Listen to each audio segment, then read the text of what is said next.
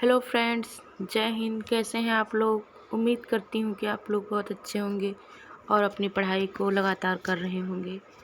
तो आइए शुरू करते हैं आज 2018 का क्वेश्चन पेपर सीटेट का बाल विकास एवं शिक्षा शास्त्र, child development and pedagogy. Okay, थोड़ा ब्राइटनेस बढ़ा लेते हैं।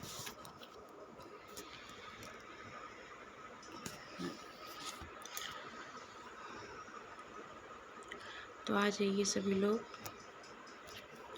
प्रश्न नंबर 1 शुरू करते हैं। सृजनात्मकता को डैश की अवधारणा से संबंधित माना जाता है। तो आप लोग फटाफट जल्दी से आंसर कीजिए और हमें 30 क्वेश्चन 30 सेकंड में ही करना है और उससे कोशिश करना है कि हम पहले ही ख़त्म कर दें, क्योंकि प्रैक्टिस फास्ट करना चाहिए ताकि पेपर अच्छे से हो सके। ओके, तो इसका सही ऑप्शन क्या है? विविध सोच। विविध तरीके से सोच रखनी चाहिए, उसमें क्या होता है? सृजनात्मकता का विकास होता है। ठीक, सृजनात्मकता क्या है? विविध प्रकार से सोचना। ठीक, तो इसका सही ऑप्शन क्या है? 3rd। नेक्स्ट क्या है? किसी भाषा के स्वीकृत ध्वनि संयोजनों को इसके डैश नियमों के अंतर्गत बताया जाता है। आंसर कीजिए।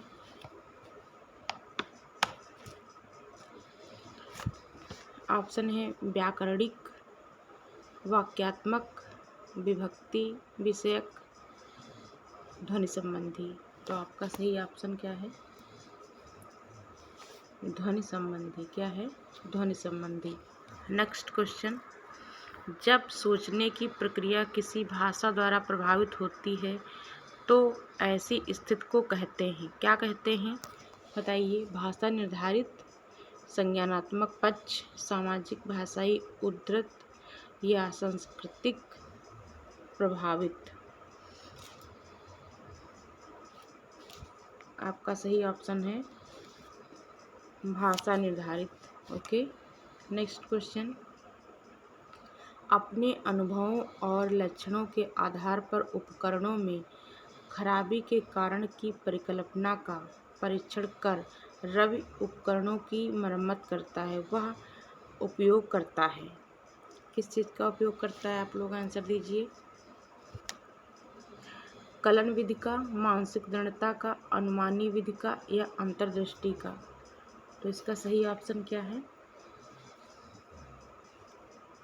अनुमानी विधि का। सही ऑप्शन क्या है इसका? अनुमानी विधि का। नेक्स्ट क्वेश्चन, दिव्या अक्सर निर्देशित कार्यों को छोटे छोटे हिस्सों में विभाजित कर आसान बना लेती है। वह उपयोग करती है द्वितीयक विस्तारण विधि का, उपलक्ष्य विश्लेषण विधि का, क्रियात्मक जड़ता नियामक विधि का, कम करने की विधि का। आप लोग आंसर दीजिए। इसका सही आंसर क्या है? उपलक्ष्य विश्लेषण विधि का। सही ऑप्शन 2nd है, उपलक्ष्य विश्लेषण विधि का। नेक्स्ट क्वेश्चन, पुरुष और महिला की भूमिकाओं का निर्धारण समाज करता है। यह कथन बताता है कि लैंगिकता एक आनुवांशिक प्रतिभा है, लैंगिकता एक अंतर्ज्ञानी अवतरण है, लैंगिकता एक सामाजिक अवतरण है, लैंगिकता एक अंतर्निहित अवतरण है। 6 का आंसर क्या है? क्वेश्चन नंबर 6 का आंसर बताइए। 3rd। इसका सही ऑप्शन क्या है? लैंगिकता एक सामाजिक अवतरण है। लैंगिकता एक क्या है? सामाजिक अवतरण है। नेक्स्ट क्वेश्चन, ग्रेडिंग, कोडिंग, आंकन और क्रेडिट संचय प्रणालियाँ डैश के कुछ उदाहरण हैं। कक्षा में बच्चों की स्थिति की निरूपण विधि, आलेख पत्र, रिपोर्ट कार्ड में अकादमिक प्रगति को दर्शाने, या अधिगमकर्ताओं की उपलब्धि के आकलन की गणन विधि, परीक्षा के उत्तर पत्रों के मूल्यांकन की प्रक्रिया। आपका सही ऑप्शन क्या है? थर्ड। सही ऑप्शन क्या है? थर्ड। क्या है? अधिगमकर्ताओं की उपलब्धि के आकलन की गणन विधि। ठीक है, इसका डिटेल वीडियो हम कुछ दिनों में डालेंगे। अधिगमकर्ताओं की उपलब्धि का आकलन शिक्षकों की सहायता करता है। कैसे सहायता करता है? शिक्षण अधिगम विधियों की प्रभावशीलता का मूल्यांकन करने में, कक्षाओं में अधिगमकर्ताओं की क्षमता समूह बनाने में, शिक्षण के लिए गतिविधियों की सूची तैयार करने में, अधिगमकर्ताओं के प्रदर्शन का रिकॉर्ड रखने में। आप लोग सही आंसर बताइए। इसका सही ऑप्शन है ए, शिक्षण अधिगम विधियों की प्रभावशीलता का मूल्यांकन करने में। ओके, नेक्स्ट क्या कह रहा है? समावेशी शिक्षा डैश के सिद्धांत पर आधारित है। समावेशी शिक्षा क्या होती है? समावेशी शिक्षा होती है जो एक ही क्लास में हर प्रकार के बच्चे पढ़ते हैं, वो समावेशी शिक्षा कहलाती है। जैसे जो दिव्यांग हैं या किसी भी प्रकार से डिसेबल हैं, फिर भी वो एक ही साथ सारे बच्चे पढ़ते हैं, एक ही साथ सीखते हैं, तो वो समावेशी शिक्षा के अंतर्गत आते हैं। ओके, तो इसका सही ऑप्शन क्या है? नंबर 1, समता एवं समान अवसर। यानी कि इसमें क्या होता है? सभी को समान अवसर प्रदान किए जाते हैं समावेशी शिक्षा के अंतर्गत। ओके, दिव्यांगजन अधिकार अधिनियम वर्ष डैश में लागू किया गया। तो कब लागू हुआ? ये 2016 में लागू हुआ। ओके, याद कर लीजिए, वेरी इंपॉर्टेंट क्वेश्चन है, आता है। व्यक्तिगत विविधताओं वाले बच्चों को पढ़ाने के लिए ऐसे विद्यालय होने चाहिए जहां शिक्षक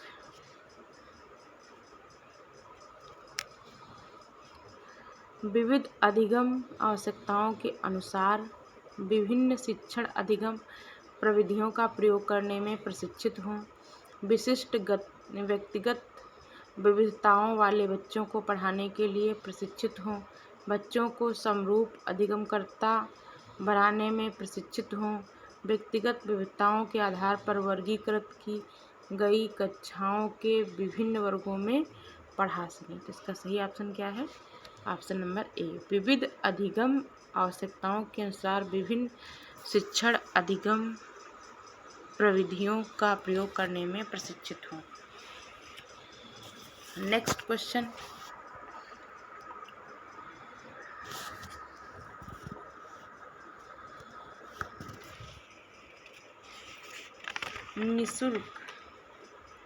निःशुल्क एवं अनिवार्य बाल शिक्षा अधिकार अधिनियम 2009 दिव्यांग बच्चों की निःशुल्क शिक्षा के अधिकारों को सुनिश्चित करता है। आंसर बताइए। 3 वर्ष से 18 वर्ष तक के लिए, 6 वर्ष से 14 वर्ष तक के लिए, 6 वर्ष से 22 वर्ष तक के लिए और 6 वर्ष से 18 वर्ष तक के लिए।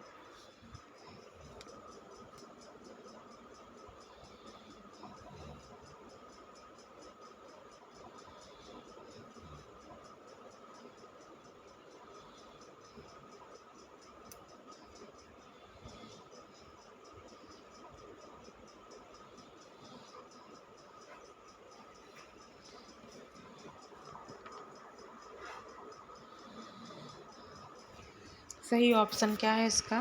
तो सही ऑप्शन है 6 वर्ष से 14 वर्ष तक के बच्चों के लिए। ठीक है, नेक्स्ट,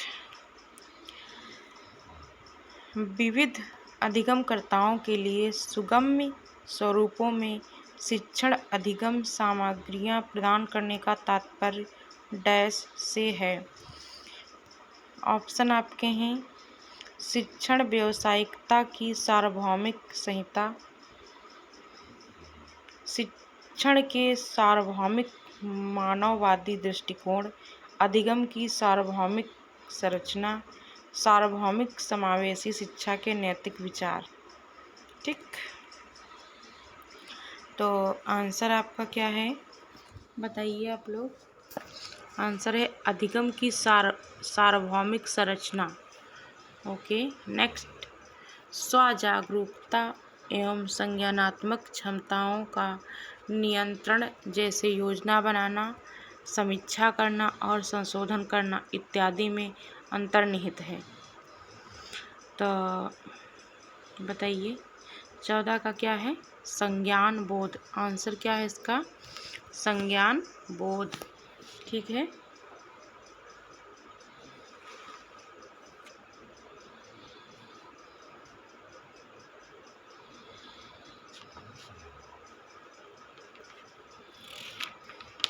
नेक्स्ट क्वेश्चन,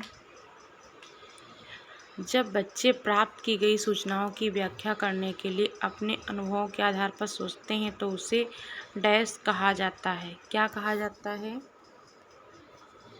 आंसर बताइए। सही ऑप्शन क्या है, मूर्त सोच। क्या कहते हैं, मूर्त सोच। ओके, नेक्स्ट, अधिगमकर्ताओं को व्यक्तिगत क्षमता के आधार पर उनकी कठिनाइयों के विभिन्न स्तरों को ध्यान में रखते हुए पढ़ाने की विधि को डैश कहा जाता है। क्या कहा जाता है, आंसर आपका है विभेदी अनुदेशन। क्या कहा जाता है, विभेदी अनुदेशन।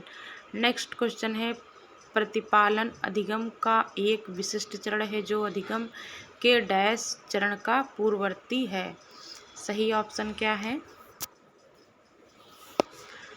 सामान्यीकरण। क्या है, सामान्यीकरण। नेक्स्ट, जनजोग का यह मानना है कि संज्ञान और भाव डैश होते हैं। तो संज्ञान और भाव क्या होते हैं, स्वतंत्र होते हैं, एक दूसरे से क्या होते हैं, स्वतंत्र होते हैं। नेक्स्ट, पहले से सीखे हुए कार्यों में सुधार लाने के लिए शिक्षक बच्चों को प्रदर्शन देकर सिखा रहा है। वह शिक्षण की डैश विधि का प्रयोग कर रहा है, अवलोकन का, संशोधन का, प्रतिरूपण का या अनुकरण का। तो इसका सही ऑप्शन क्या है, प्रतिरूपण का। किसका कर रहा है, प्रतिरूपण का। ओके, नेक्स्ट, मैत्र और जैनिस के अनुसार निर्णय लेने वाले बच्चे समस्या का विश्लेषण करते हैं, विकल्पों की सूची बनाते हैं और इसके फायदे और नुकसान के प्रत्येक पहलू पर विचार करते हैं, उसका व्यवहार प्रस्तुत करता है। सतर्क,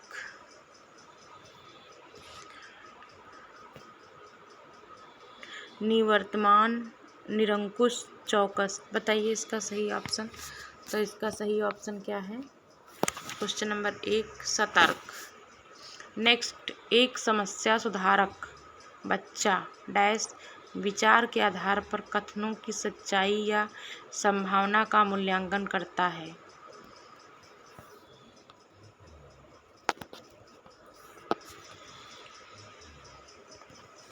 तार्किक, सौंदर्य बोध नहीं करता, अमूर्त नहीं करता, सृजनात्मक नहीं करता है। तो क्या है, इसका सही ऑप्शन क्या है, तार्किक। नेक्स्ट, जिस दिए गए कार्य को करते समय बच्चे स्वयं आनंद लेते हुए अनुभव प्राप्त करते हैं उसे डैश कहा जाता है। क्या कहा जाता है, उपभोक्ता प्रकार का कार्य, निर्माणात्मक प्रकार का कार्य, समस्यात्मक प्रकार का कार्य, ड्रिल और अभ्यास कार्य।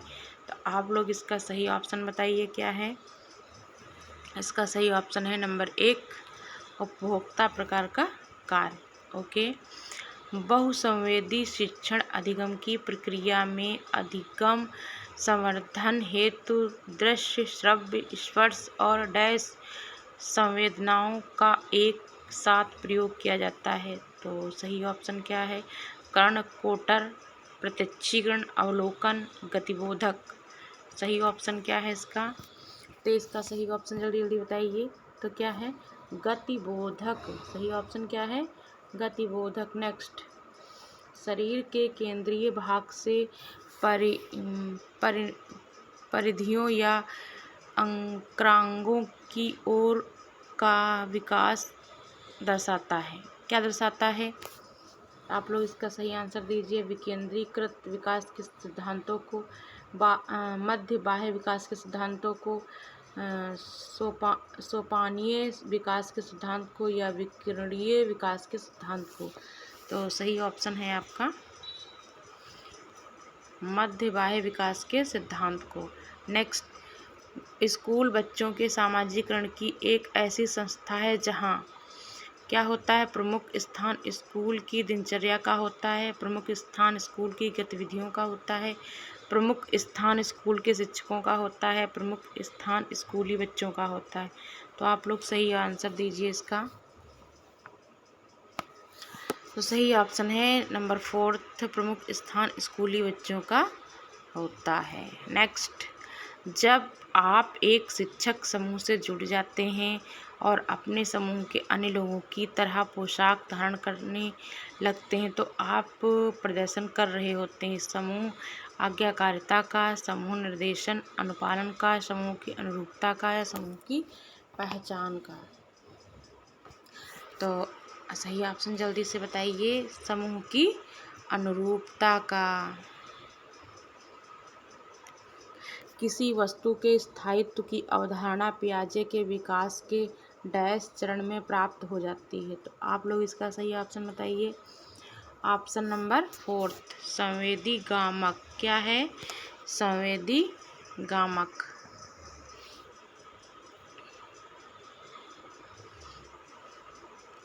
व्यक्तिगत शिक्षा कार्यक्रम की योजना डैश के संदर्भ में बनाई जाती है। बाल केंद्रित शिक्षा कार्यक्रम, मुक्त विद्यालयी शिक्षा कार्यक्रम, ई अधिगम शिक्षा कार्यक्रम, या विशेष शिक्षा कार्यक्रम। तो आप लोग सही आंसर बताइए फटाफट।